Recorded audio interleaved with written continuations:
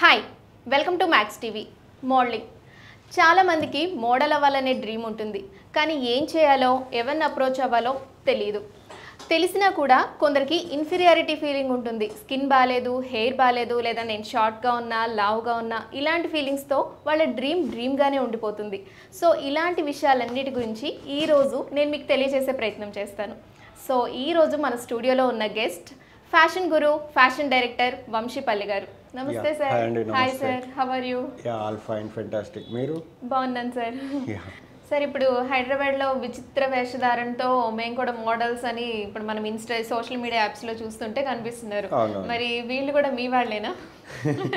అంటే ఎగ్జాక్ట్లీ చాలా మంచి క్వశ్చన్. అంటే నాట్ ఓన్లీ మీరు అడిగినట్టే కాకుండా నా ఫ్రెండ్స్ చాలామంది నాకు ఇన్స్టాగ్రామ్లో షేర్ చేస్తూ ఉంటారు. ఈ సాంగ్ వస్తూ ఉంటుంది, మోడల్ హైదరాబాద్ మోడల్ అని. ఇట్లా వచ్చినప్పుడు వాళ్ళందరూ, నా కంపెనీ పేరు కూడా హైదరాబాద్ మోడల్ కాబట్టి వాళ్ళు చేసేది లోకల్లో ఉండే వాళ్ళు చాలామంది వాళ్ళు ఈ సాంగ్స్కి, డీజే సాంగ్స్కి పెట్టుకొని బాగా వైరల్ అవుతూ ఉంటాయి వీళ్ళ సాంగ్స్.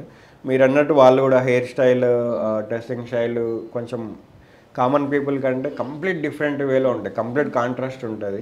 వాళ్ళని చూసినప్పుడు నేను కూడా ఎంటర్టైన్ అవుతూ ఉంటాను. అండ్ ఐ మీన్ నాకు బోర్ కొట్టినప్పుడు అట్లాంటివి పంపించినప్పుడు చూస్తూ ఉంటాము. బట్ వాళ్ళ రూట్ వేరు, మన రూట్ వేరు. మన కంప్లీట్ ఒక ప్రొఫెషనల్ వేలో మోడలింగ్ అనేది చేస్తూ ఉంటాము. దీంట్లో షోస్, షూట్స్, మూవీస్ ఇట్లాంటివి ఉంటాయి. వాళ్ళు ఏంటంటే వాళ్ళని ప్రమోట్ చేసుకోవడానికి మోడల్ అనేది ఒక బ్రాండ్ పెట్టుకొని వాళ్ళు ప్రమోట్ అవుతూ ఉన్నారు. బట్ దాని ద్వారా వాళ్ళకి ఏం బెనిఫిట్ జరుగుతూ ఉందో నాకైతే తెలియదు. బట్ వాళ్ళకి జనాల్లో ఫాలోయింగ్ కోసం ఇట్లాంటి వాటి కోసం చూస్తూ ఉంటారు.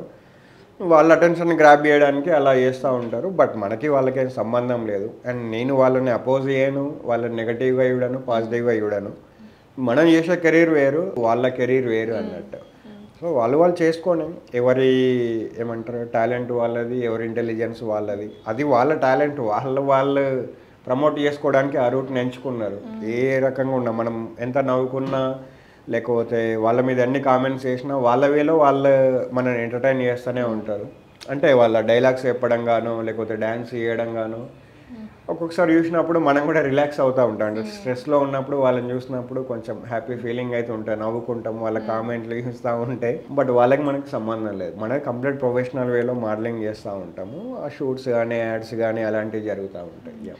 సో చాలా మంది ఇళ్లలో ఇప్పటికి కూడా యాక్టర్ అవుతాను, మోడల్ అవుతాను అంటే పేరెంట్స్ సపోర్ట్ చేయరు. బికాజ్ 9 to 5 జాబ్స్ అనో, లేదా ఏ సాఫ్ట్వేర్, లేదా ఇలాంటి జాబ్స్ అంటే ఒక స్టాండర్డ్ ఇన్కమ్ ఉంటుంది మంత్లీ అని చాలా మంది దీనికి సపోర్ట్ చేయరు, ఈ ఫీల్డ్కి. కానీ సో మోడలింగ్ని కెరీర్గా చూస్ చేసుకుంటే అసలు వీళ్ళకి వచ్చే ఇన్కమ్ ఎలా ఉంటుంది, శాలరీ అనుకోవచ్చు, ఏదైనా మన భాషలో. అసలు మోడలింగ్ని చూస్ చేసుకుంటే ఎలా ఉంటుంది వాళ్ళ లైఫ్? ఎగ్జాక్ట్లీ. నాకు చాలా కాల్స్, నాకు 100 కాల్స్ వస్తే ఒక 70 కాల్స్లో ఈ క్వశ్చన్ పక్కా ఉంటుంది. అంటే ఒక మోడలింగ్ చేస్తూ మనం ఎంత ఎర్న్ చేయొచ్చు, ఎంత శాలరీ వస్తుంది అనేసి అంటారు.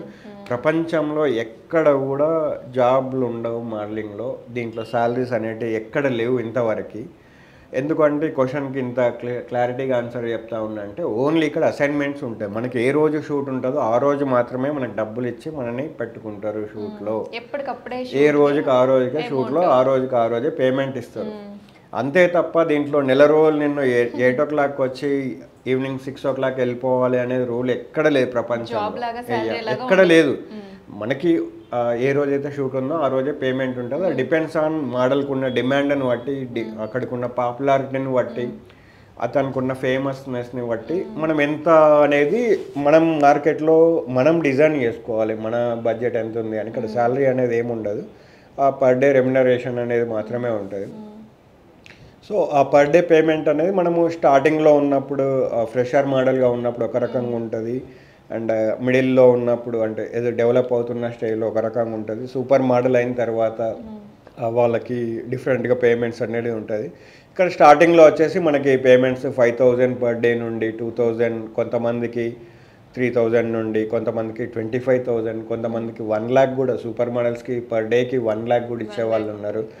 ఇక్కడ కొన్నిసార్లు ఏమవుతుంది అంటే వర్కింగ్ బేసిస్ మీద కూడా మనకు పేమెంట్స్ అనేది ఇవ్వడం జరుగుతూ ఉంటాయి.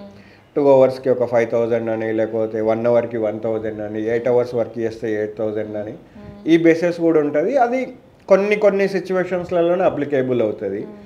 కొన్ని సార్లు ఏమవుతుందంటే ఒక శారీ కట్టుకొని మనం ఫోటోషూట్ చేస్తే పర్ శారీకి 1,000 రూపీస్ అని, 1,500 అని, అట్లా 10 శారీస్ కట్టుకొని ఫోటోషూట్ చేస్తే 10 శారీస్ 10,000 అని అట్లా ఉంటుంది. ఒక 100 శారీస్కి మనం కంప్లీట్ ఒక డే అంతా వర్క్ చేస్తే ఒక 1 lakh అని అట్లా కూడా ఉంటుంది. బట్ ఎవరు కూడా అట్లా ఇంట్రెస్ట్ ఉండకపోవచ్చు. ఎవరైతే అది ఎవరు డిమాండ్ చేస్తారో అంటే ఏ మోడల్కి అయితే డిమాండింగ్ ఉంటుందో ఆ మోడల్ ఈ కండిషన్స్ చేస్తూ ఉంటుంది.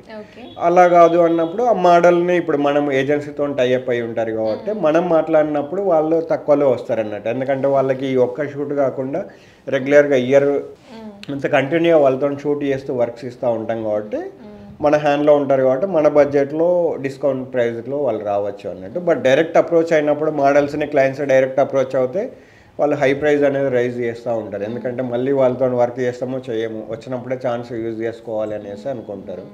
సో దానివల్ల హై ప్రైస్లో వాళ్ళు కోట్ చేస్తూ ఉంటారు, వాళ్ళు కూడా క్లయింట్స్ పే చేయాల్సి ఉంటుంది. అదే మనలాంటి ఏజెంట్స్తోని మధ్యలో ఉండి వర్క్ చేస్తే ఏమవుతుందంటే మేము రెగ్యులర్గా మోడల్స్కి వర్క్ ఇస్తాం కాబట్టి వాళ్ళు మనకి లిమిటెడ్ బడ్జెట్లో వచ్చేస్తారు అన్నట్టు. సో ఇక్కడ క్లారిటీ ఇవ్వాల్సింది ఏంటి అంటే మోడల్స్కి ఎక్కడ కూడా ప్రపంచంలో జాబ్స్ ఉండవు.